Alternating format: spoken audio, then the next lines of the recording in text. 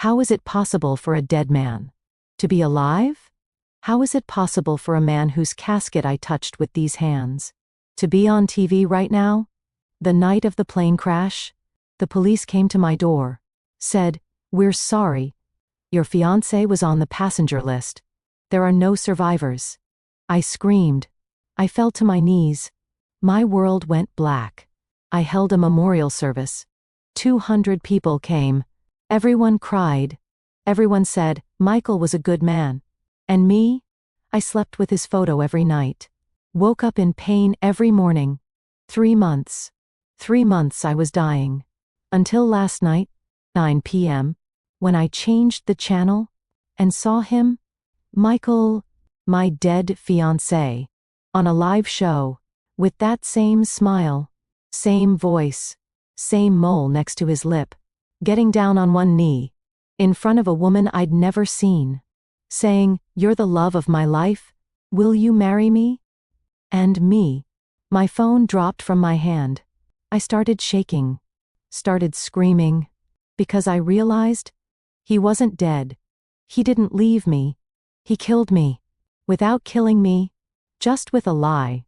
A crashed plane with his name on it. But not him. And now another woman is hugging him. And I'm a widow. Without a body. Without truth. Without anything. Just with one question. Why? Why did someone who promised to stay with me forever decide to kill me this way? Baby, come close. Because this story, honey, this one is about death that wasn't death. Love that was a lie. And a ghost who turned out to be flesh and blood. My name is Eve. I'm 58 years old now. But this story begins 3 months ago, when I buried a man who never died. Let me start with Michael. Michael Bradford, 42 years old. Investment banker. Handsome in that clean-cut corporate way. Dark hair always perfectly styled. Expensive suits. Charming smile that made everyone trust him instantly. We met 2 years ago at a charity gala. He approached me at the bar. Made a joke about the overpriced wine. We talked for 3 hours. By the end of the night, I had his number. We dated for a year before he proposed. Romantic proposal on a beach in Hawaii. Down on one knee in the sand. Diamond ring that probably cost more than my car. I said yes without hesitation. He was perfect, baby. Or seemed perfect. Attentive. Generous. Always knew the right thing to say. Made me feel like I was the only woman in the world. We set a wedding date. 6 months away. I was planning everything. Venue. Flowers. Dress. The works. And then, 3 weeks before the wedding, Michael said he had to go on a business trip. Chicago, he said. Big client meeting. I'll only be gone 3 days. Promise. I kissed him goodbye at the door. Be safe. Always, he said. I love you. I love you too. Those were the last words I ever said to him. Or thought I did. The plane crashed 2 days into his trip. Flight 547 from Chicago to Denver. Engine failure. Went down in a remote area. All 156 passengers and crew presumed dead. The police came to my door at 2 a.m. 2 officers. Solemn faces. Are you Eve Mitchell? Yes. Is Michael Bradford your fiancé? My heart started pounding. Yes. Why? What happened? I'm very sorry to inform you that Mr. Bradford was on flight 547. The plane crashed this evening. There are no survivors. The world tilted.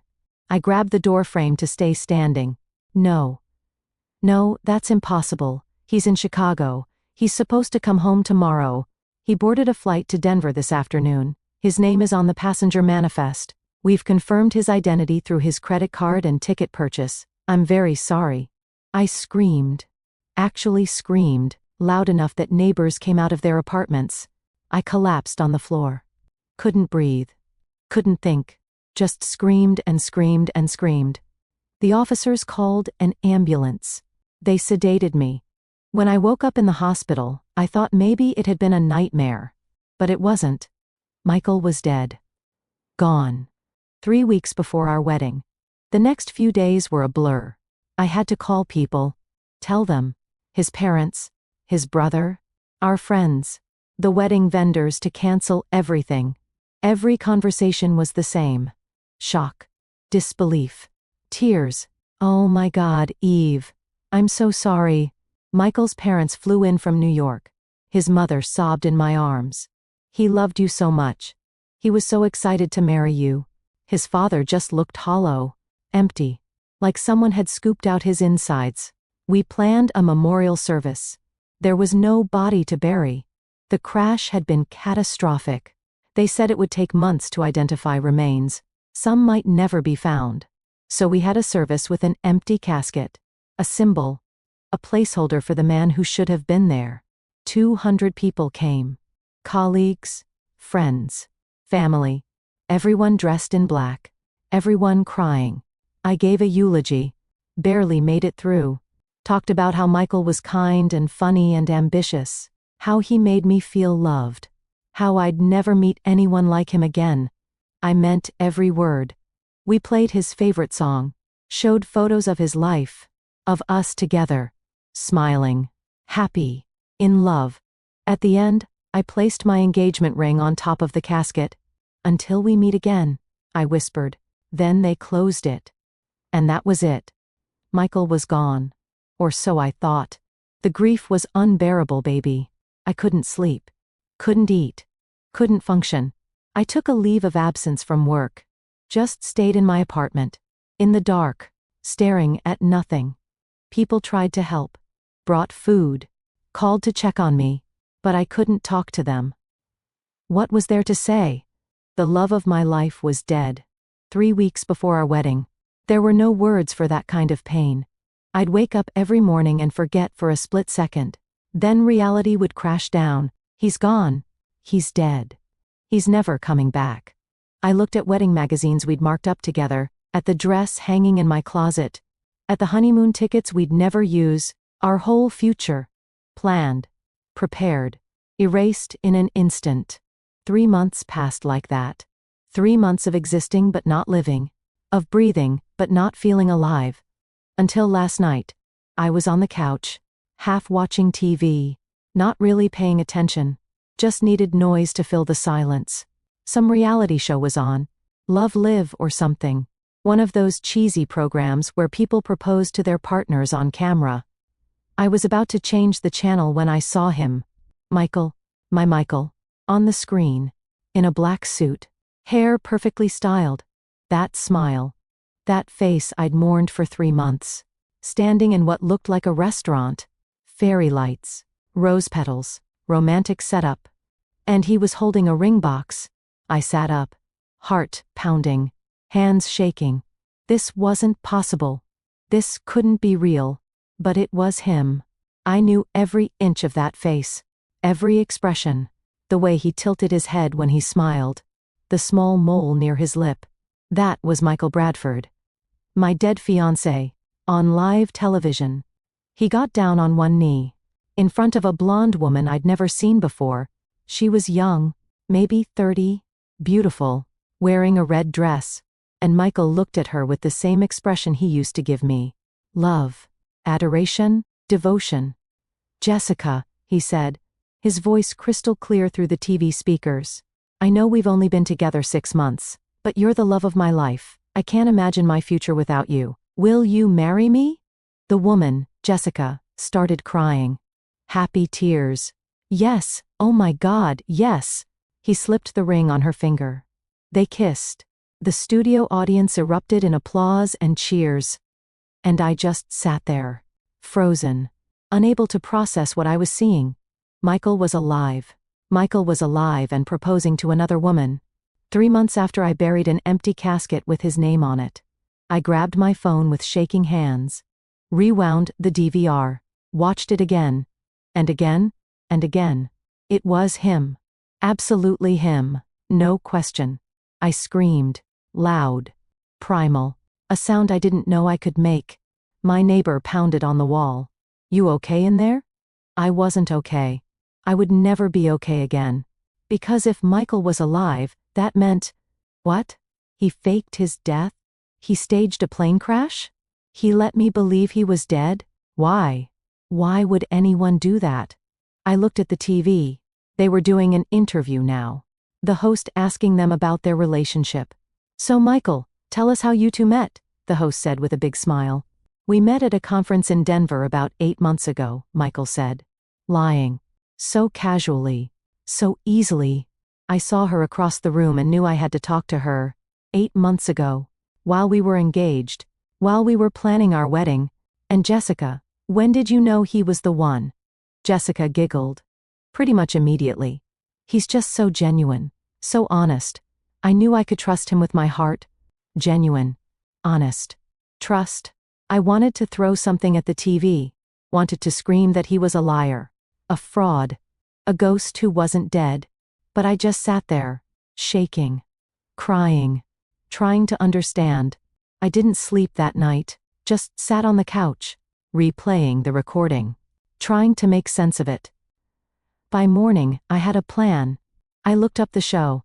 Love Live, filmed in Los Angeles. Live audience every Friday night. They took reservations online. Next show was tomorrow. I booked a ticket. Then I did something else. I called a private investigator.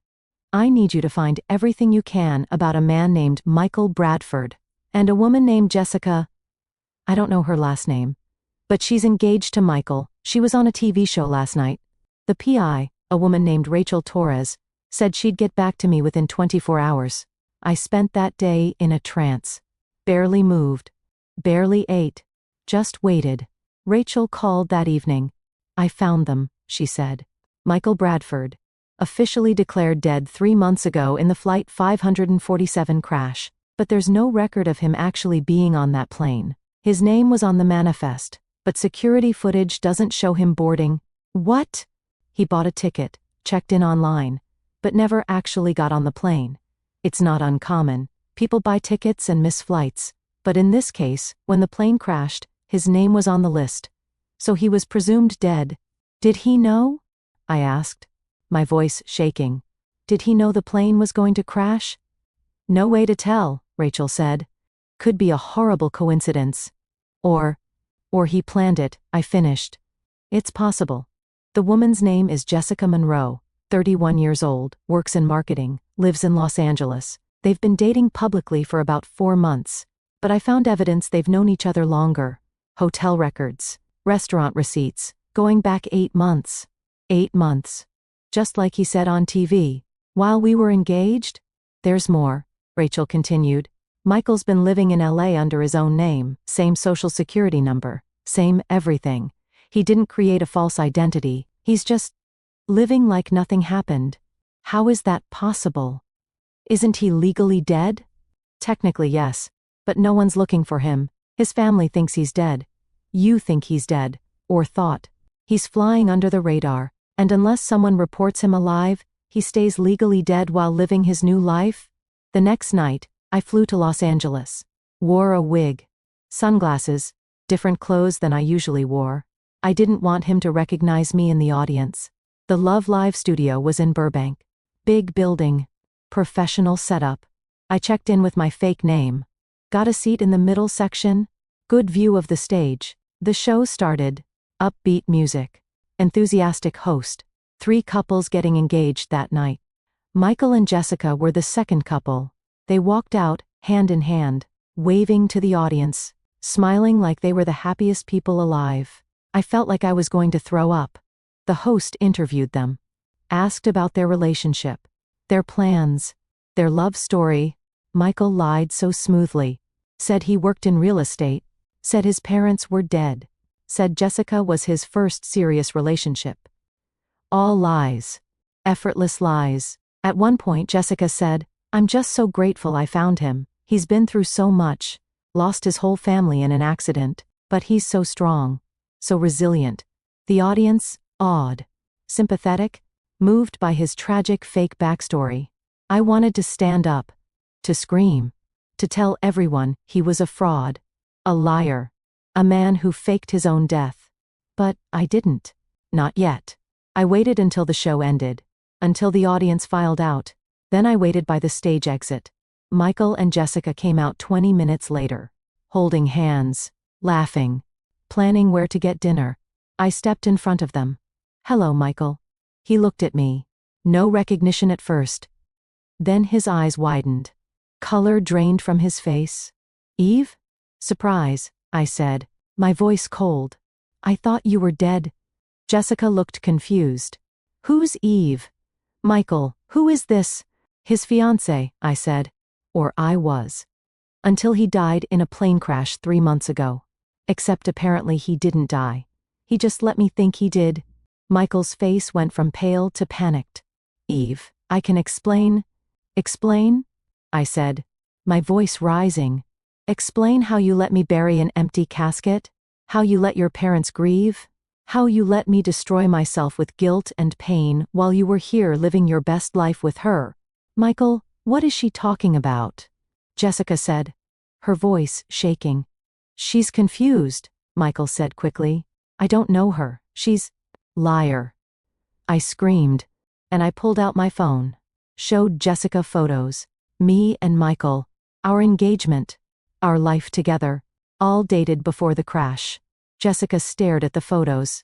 Then at Michael. Who is she? Nobody, Michael said desperately. I'm the woman who loved you, I said. The woman you were supposed to marry. Until you decided to ghost me in the most elaborate way possible. Jessica dropped his hand. Stepped back. You were engaged? It's complicated, Michael said. Complicated? I laughed. Bitter.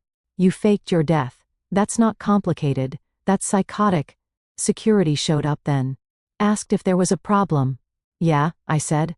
This man is legally dead. But as you can see, he's very much alive.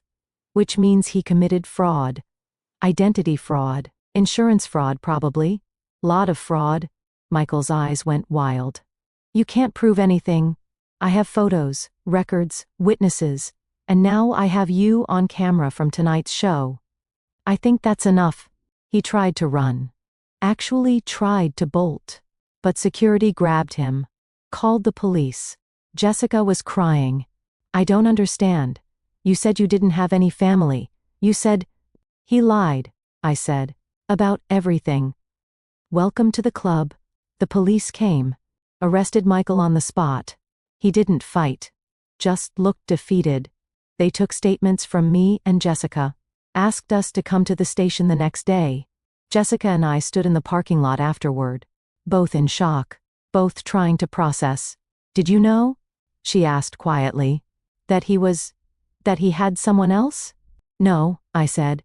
I thought he was perfect. Thought he loved me. Thought we were building a life together. Turns out I was just an obstacle he needed to get rid of. Me too, she whispered. He told me he'd never been married, never been engaged. That I was his first real love. He's a liar, I said. Professional level. He had me completely fooled for 2 years. Why would he do this? She asked. Why not just break up with you? I don't know, I admitted. Maybe he didn't want confrontation. Maybe he had debts or legal issues. Maybe he just wanted a clean slate. Easier to be dead than to deal with the mess of a breakup. We sat on a bench. 2 women who'd loved the same man. The same ghost. I'm sorry, Jessica said. For being part of this. I didn't know. Not your fault, I said. He lied to both of us. We exchanged numbers. Promised to stay in touch. Bonded by betrayal and a dead man who wasn't dead. The investigation moved quickly. Once they started digging, they found everything. Michael had massive debts. Gambling. Bad investments. He owed over $500,000 to various creditors. He'd taken out a life insurance policy 6 months before the death, $2 million, named me as beneficiary. The plan was simple. Fake his death, let me collect the insurance, then come back after a year, claim it was all a mistake, and take half the money in a divorce. But then he met Jessica, fell in love, or his version of love, decided to stay dead instead, start over with her in LA. He never expected me to see him on TV, never thought I'd be watching that particular show that particular night. Bad luck for him. Good luck for me. The trial was fast. Overwhelming evidence, multiple fraud charges. He pleaded guilty. Sentenced to 15 years in federal prison. His parents were destroyed all over again. First thinking he was dead, then finding out he was alive, then watching him go to prison. They apologized to me, said they had no idea. I believed them. Jessica broke off the engagement, obviously. Last I heard, she moved back to her hometown. Needed to get away from the whole mess. And me? I got the closure I needed. Not the closure I wanted, but the truth. So baby, here's what I learned. Some people are so broken, they'd rather destroy everyone around them than face their own failures. Michael couldn't handle his debts, his mistakes, his mediocre life. So he tried to erase it. Thought he could just disappear and start over, but you can't outrun yourself. Your problems follow you. Your lies catch up. And when they do, you lose everything. Not just the life you faked, but the life you had. Michael lost his family, his freedom, his future, all because he was too cowardly to just tell the truth. I lost 3 months to grief, but I got my life back. Got the truth, got justice. And I learned something valuable: trust your instincts. If something feels too perfect, it probably is. I'm dating again now. Slowly, carefully, with a lot more skepticism than before. But I'm okay. I survived. I'm stronger than I was. Because grief teaches you. Betrayal teaches you. Loss teaches you. And what I learned is, I'm resilient. I'm capable. I'm enough on my own. Let me tell you what happened after Michael went to prison. The media circus was insane. National news. Man fakes death to escape fiancé and debts. Every outlet wanted an interview. I did a few. 60 Minutes. Good Morning America. Told my story. Warned other people about the signs I'd missed. Because honey, looking back, there were signs. I just didn't see them. Didn't want to see them. Michael was secretive about his finances. Always vague about money. Said he was handling it whenever I asked about our joint accounts after the wedding. He traveled a lot for work. Or said he did. Now I know those trips were to see Jessica. To build his new life in LA. He was always on his phone. Texting. Stepping out to take calls. Said it was work. It wasn't work.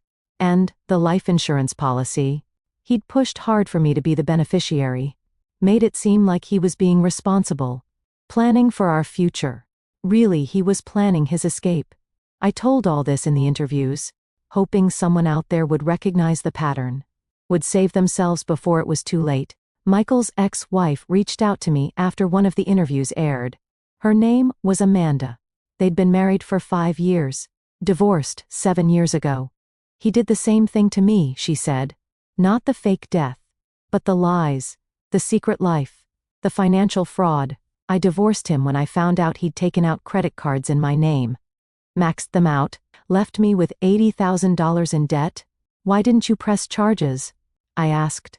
I did, she said. But he was good. Had lawyers, got it dismissed, said it was a misunderstanding, that I'd given him permission. He even had forged documents with my signature. So he's been doing this for years. At least a decade, Amanda confirmed. Probably longer. He's a con artist, Eve. That's what he does. Finds vulnerable women, love bombs them, marries them or gets engaged, uses them for money or status. Then disappears when it gets too complicated. How many others are there? I found 2 more. A woman named Sarah he was engaged to before me, and another woman, Lauren, he dated for 3 years and stole $50,000 from. 4 women. At least. Maybe more. All of us thought we were special. Thought we were the one. Thought he loved us. We were just marks. Opportunities. Tools. Amanda and I started a support group. For people who'd been conned by romantic partners. People who'd had their hearts and wallets stolen by someone they trusted. We called it Loved and Lied To. Meetings every other week. Sometimes 5 people. Sometimes 20. All with similar stories. He said I was his soulmate. She said she needed money for her sick mother. The mother didn't exist. He proposed after 2 months. Red flag. But I thought it was romantic. She convinced me to put the house in her name, then kicked me out. So many stories. So much pain. So much betrayal. But also strength. Survival. Healing. We helped each other. Shared resources. Lawyers. Therapists. investigators, ways to protect yourself, ways to spot the red flags. It helped me heal, knowing I wasn't alone, knowing I wasn't stupid, knowing this wasn't my fault. Michael wrote me from prison 6 months into his sentence. Long letter, handwritten, apologetic, said he was sorry, said he'd been addicted to gambling, said he'd made terrible choices, said he wished he could take it all back, said he understood if I hated him, but he wanted me to know he had cared about me, in his own way, that the love wasn't all fake. I read that letter 3 times, then I burned it. Because, honey, I don't care if some of it was real. That doesn't undo the lie, doesn't erase the pain, doesn't bring back the 3 months I spent grieving a ghost. Some apologies aren't enough. Some damage can't be repaired with words. Michael made his choice. He chose lies. Chose himself. Chose the easy way out. And he's paying for it now. 15 years. In a cell. Alone. With nothing but time to think about what he destroyed. I don't forgive him. Maybe I never will. And that's okay. Forgiveness isn't required for healing. Jessica and I became friends. Unlikely friends. But friends nonetheless. We'd meet for coffee every few months. Talk about our lives, our healing, our moving forward. She was in therapy. Dealing with the trauma of discovering the man she loved was a fraud. Of having her proposal moment, what should have been one of the happiest moments of her life, turn into a nightmare.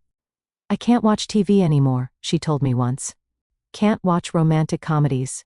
Can't watch proposal videos. It all triggers me. Give it time, I said. It gets easier. Does it? She asked. Does it really? Yes, I said honestly.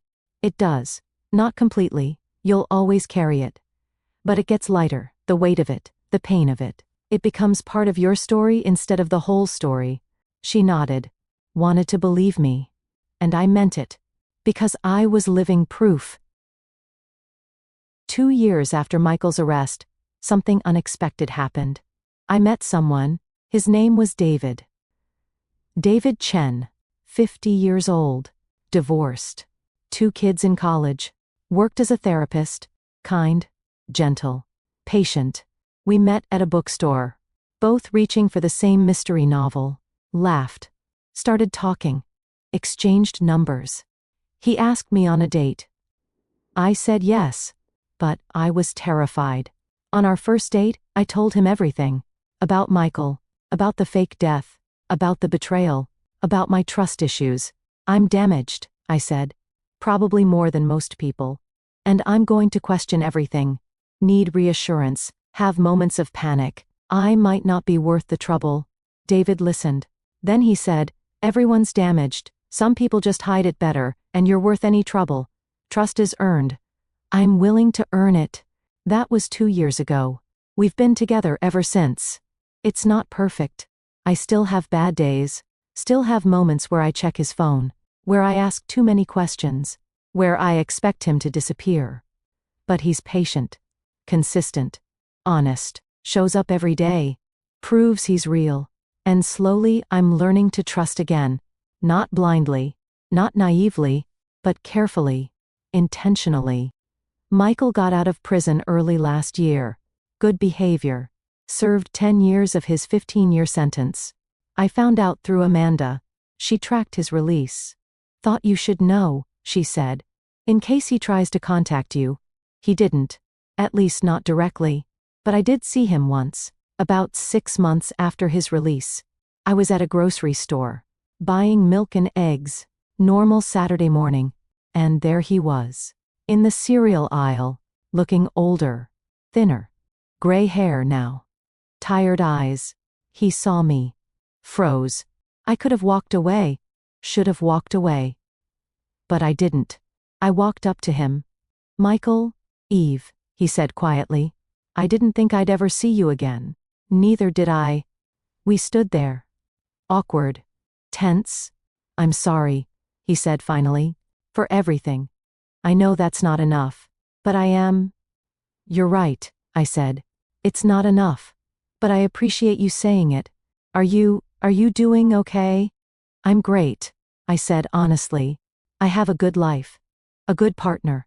Peace. Something I never had with you. He flinched. I deserved that. You deserved worse, I said. But I'm not here to punish you. I'm here to buy groceries. So if you'll excuse me. I walked away. Didn't look back. And baby, it felt good. Felt powerful. To see him diminished. Humbled. Broken by his own choices. But also to realize I didn't need his apology. Didn't need his regret. Didn't need anything from him. I'd already moved on. Already healed. Already built a life that didn't include him. He was just a chapter. A painful chapter. But finished. Done. Closed. I'm 58 now. 8 years since the fake death. 8 years since the worst and strangest betrayal of my life. And I'm okay. Better than okay. I'm happy. I'm still with David. We got married last year. Small ceremony. Just close friends and family. Nothing fancy. Just real. I still run the support group with Amanda. We've helped hundreds of people. Scam victims. Romance fraud survivors. People picking up the pieces after being lied to. I wrote a book about my experience. Loving a Ghost, my fiancé's fake death, and what it taught me about trust. It's helped a lot of people. Given them hope. Shown them they're not alone. And I've learned to spot red flags. To trust my instincts. To ask hard questions. To require proof, not promises. People ask me sometimes, how do you trust anyone after that? And my answer is simple, carefully. I don't trust blindly anymore. Don't believe words without actions. Don't ignore red flags because I'm in love. But I also don't let Michael's betrayal make me bitter. Don't let it close my heart. Don't let it steal my capacity for love. Because that would be letting him win. Letting him take more from me than he already did. He took 3 months of my life. My peace. My naivety. My ability to trust easily. But he didn't take my strength. My resilience. My capacity for joy. Those are mine. And I'm keeping them. Last week, I got a message from a woman named Rachel. Said she'd seen my interviews. Read my book. Had a question. My fiancé just died in a car accident, she wrote. But something feels off. He'd been acting strange for months. Secretive, distant. And now he's gone and I don't know if I should grieve or investigate. What do you think? I wrote back immediately. Trust your gut. If something feels off, it probably is. Get a private investigator. Check everything. Better to know the truth, even if it hurts, than to live with doubt. She wrote back a week later. You were right, he's alive, living 3 states away with another woman. They have a baby. I'm devastated but also grateful. Grateful I found out. Grateful I'm not crazy. Grateful for your story. That's why I tell it, baby. Why I share the pain and embarrassment and trauma. Because someone out there needs to hear it. Needs to know they're not alone. Needs permission to investigate. To question. To trust themselves. Let me tell you about something else that happened during all of this. Something I haven't talked about publicly before. When Michael was arrested, the life insurance company came after me. Hard. See, they'd already started processing his death claim. $2 million. In my name. The payout was days away from being deposited when he got arrested. And suddenly, they wanted answers. Wanted to know if I was involved. If I knew.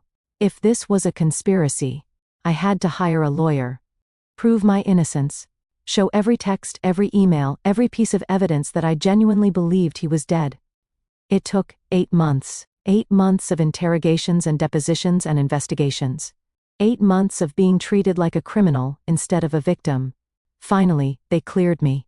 Admitted I had no knowledge of the fraud. Apologized for the inconvenience. Inconvenience, like it was a wrong pizza order. Not 8 months of my life spent defending myself against accusations that I helped kill my own fiancé. But here's the twist, baby. Here's the part that still makes me angry. The insurance company tried to keep the premium payments. The money Michael had paid into the policy. Said since the claim was fraudulent, they were keeping everything. My lawyer fought it. Said Michael paid those premiums in good faith initially. That the fraud happened later. That they couldn't just pocket money from a policy that never should have paid out, but also never should have been voided completely. We settled. They kept half. Gave back half. About $15,000 total. I donated every penny to fraud victim organizations. Didn't want Michael's dirty money, didn't want anything connected to him. Blood money. That's what it felt like. And I wanted no part of it. The hardest part wasn't the investigation, or the trial, or even seeing Michael on TV that first time. The hardest part was explaining it to people who didn't understand. Why didn't you know? Weren't there signs? How could you be so blind? People who've never been conned don't understand how it works. They think it's obvious, think the victim is stupid or naive or complicit. But con artists are professionals. They study psychology, know how to manipulate, how to create trust, how to exploit vulnerabilities. Michael knew I wanted stability, wanted a family, wanted someone reliable after a string of bad relationships. So he became that.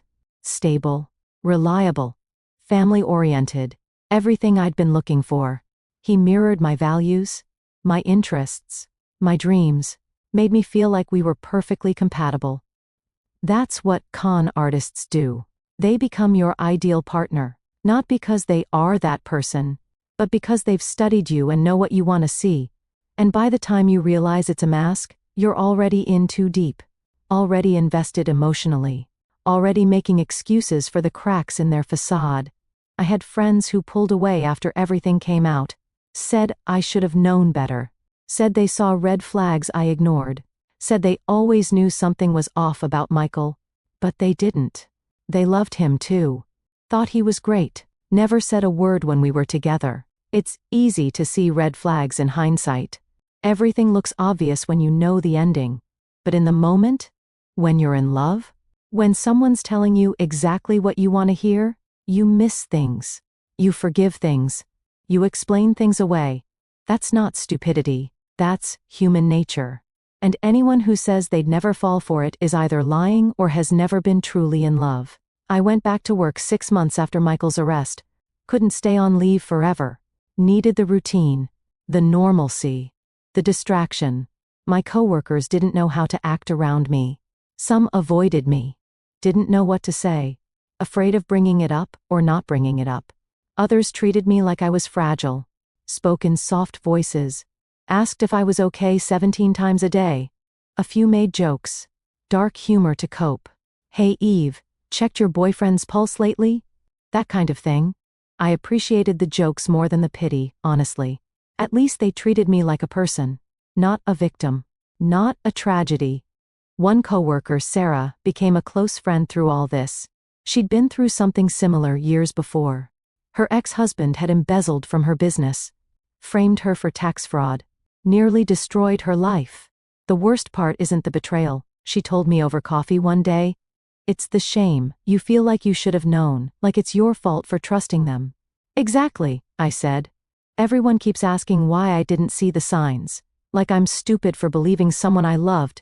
You're not stupid, Sarah said firmly. You're human. You trusted someone who weaponized that trust. That's on them, not you. Those words helped more than she knew. Because I did feel stupid. Did blame myself. Did wonder what was wrong with me that I'd chosen someone so fundamentally broken and dangerous.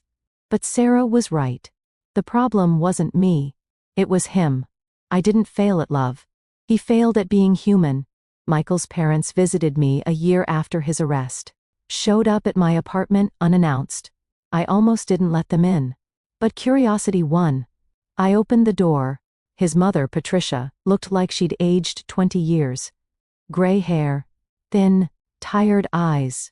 His father, Robert, looked angry. Jaw clenched. Arms crossed. We wanted to apologize, Patricia said. For Michael. For what he did to you. For raising someone capable of this. You didn't raise a con artist, I said. He chose that himself. We should have seen it, Robert said. His voice hard. Should have known something was wrong. He was our son, and we didn't know who he really was. Neither did I said. And I was going to marry him. We sat in awkward silence. 3 people bound by loving the same monster. Did you ever suspect? I asked finally. When we were together? Did you ever think something was off? Patricia hesitated. There were moments, times when his stories didn't quite add up, when he'd contradict himself. But we chalked it up to stress, to work. We wanted to believe the best. We all did, I said. He's our son, Robert said. Voice breaking now. We love him, even after everything, even knowing what he is. And we hate ourselves for it. I understood that, because part of me still loved Michael too. Or loved who I thought he was. And I hated myself for it. Love doesn't turn off like a switch, I said. Even when it should. Even when the person doesn't deserve it. You can love someone and still know they're poison. Both things can be true.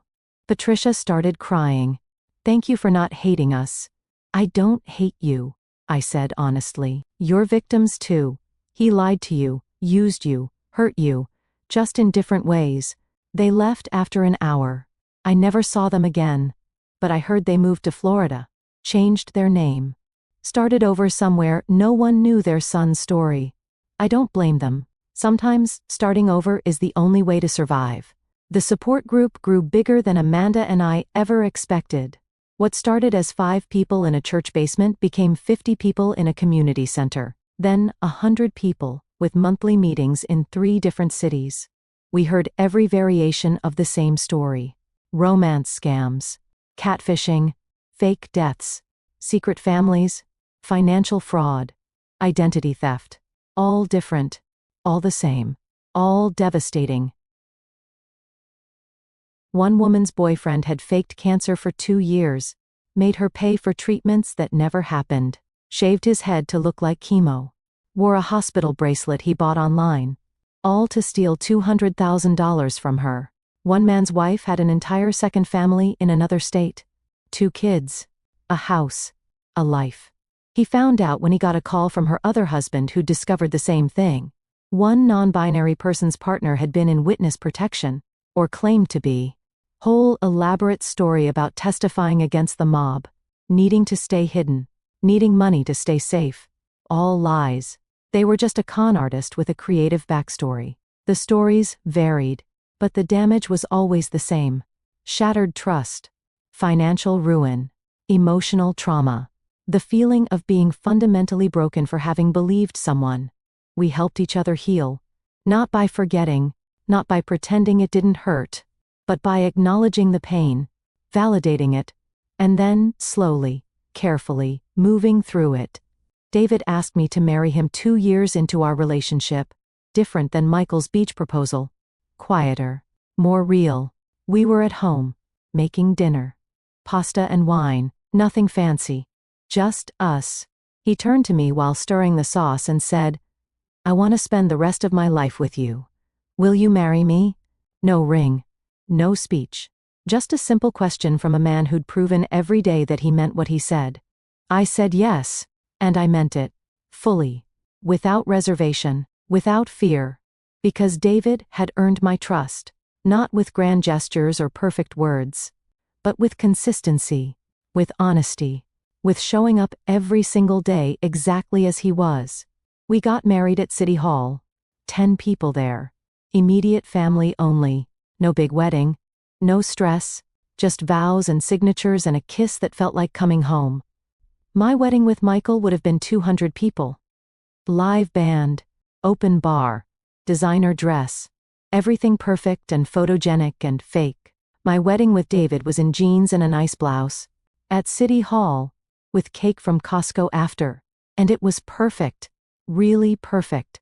Because it was real. I think about Michael sometimes, wonder where he is now, what he's doing. If he's conned anyone else or if prison scared him straight. I hope he's changed. Hope he's gotten help. Hope he's learned something from destroying so many lives. But I also know that's probably wishful thinking. Con artists rarely change. It's who they are. How they operate. Their entire identity built on manipulation and lies. Michael will probably get out of prison and do it again. Different name maybe, different story, but same pattern. Same damage. And some other woman will believe him. Will love him. Will think she's found her perfect man. Until she hasn't. Until she discovers the truth. Until her world falls apart. I hope she finds my story. Hope it helps her heal. Hope she knows she's not alone. Because that's all we can do, baby. Those of us who've survived. We share our stories. We warn others. We offer hope and proof that life goes on after betrayal. We become the lighthouse for people still lost in the storm. So baby, here's my final truth. If someone seems too perfect, they probably are. Nobody's perfect. We're all flawed. And if someone's hiding their flaws, they're hiding other things too. If your gut screams danger, listen. Your instincts exist for a reason. They're trying to protect you. Don't ignore them because your heart wants something different. If someone's secretive about money, about their past, about their phone, about where they go, that's a red flag. Not always. Sometimes people just value privacy, but combined with other signs, pay attention. If someone love bombs you, overwhelming affection, constant attention, moving too fast, be careful. Real love builds gradually. Fake love rushes because con artists need to lock you in before you see the truth. If someone isolates you from friends and family, run. That's control. That's abuse. That's setting you up to have no one to turn to when things go bad. And if something feels off, investigate. You're not crazy. You're not paranoid. You're not being dramatic. Trust yourself. Verify. Confirm. Protect yourself. Because con artists rely on you doubting yourself more than you doubt them. They rely on you wanting so badly for it to be real that you'll ignore the evidence it's not. Don't give them that power. Don't sacrifice your truth for their comfort. Don't set yourself on fire to keep a liar warm. I'm 58 now. 8 years since the fake death. 8 years since the worst and strangest betrayal of my life. And I'm okay. Better than okay. I'm happy. I'm married to a good man. A real man. A man who shows up and tells the truth, and loves me with all my scars and skepticism. I run a successful support group. Help hundreds of people a year. Give them hope that healing is possible. I wrote a book that's helped thousands more. Given them validation. Shown them they're not alone. Not stupid. Not broken. And I've learned to trust again. Not blindly. Not naively. But intentionally. Carefully. With eyes wide open. I'll never be the same person I was before Michael. That person is gone. Died along with the fake death. Buried with the empty casket. But the person I am now?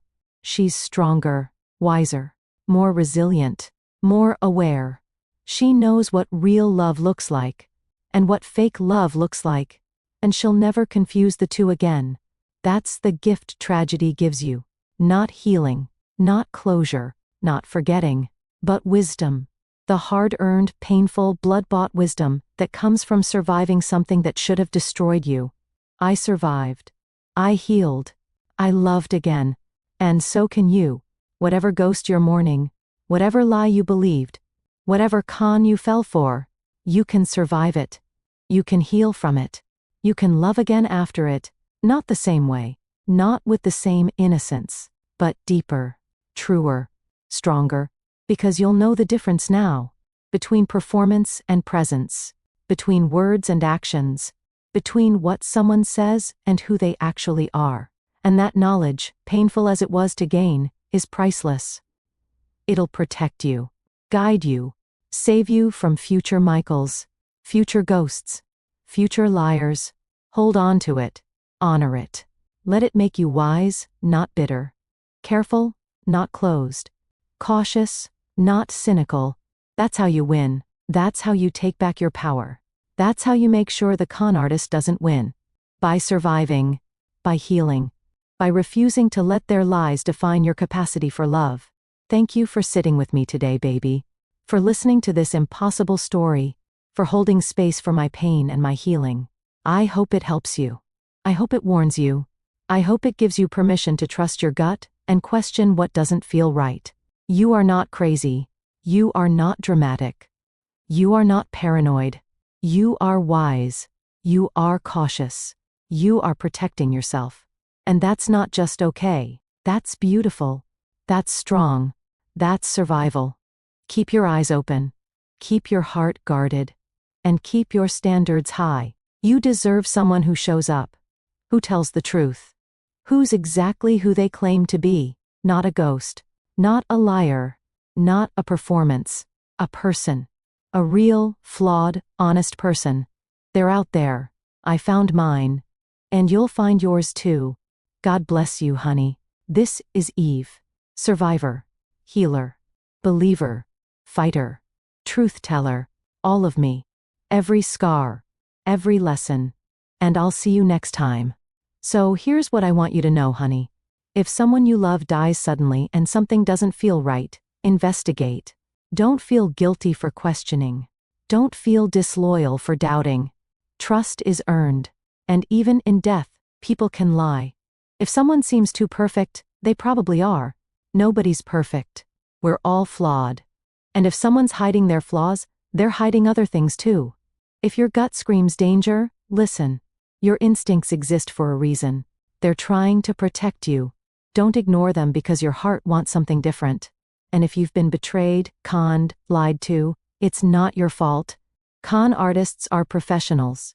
They study people. Know what to say. How to act. What buttons to push. You're not stupid. You're not gullible. You're human.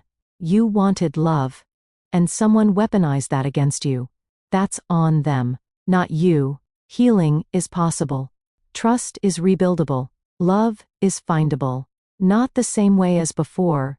You'll be more cautious, more aware, more protective. But that's not a bad thing. That's wisdom. That's growth. That's survival. You can love again. But this time, you'll love smarter, safer, with eyes wide open. And honey, that kind of love, the kind built on truth instead of illusion, is so much stronger than the fairy tale. Because it's real. It's tested. It's chosen. Not because you're blind, but because you see clearly and choose anyway. That's real love. And it's worth the wait. Worth the work. Worth the risk. Thank you for sitting with me today, baby. This story was hard to tell. Hard to live. Hard to survive. But I did survive. And so will you. Whatever you're going through. Whatever lies you've been told. Whatever ghosts you're mourning. You'll survive. You'll heal. You'll love again. Maybe not today. Maybe not tomorrow. But someday. And when you do, it'll be worth it. I promise. You are strong. You are wise. You are worthy of real love. Not ghosts. Not lies. Not fake deaths. Real. Honest. True. God bless you, honey. This is Eve. Survivor. Healer. Believer. And I'll see you next time.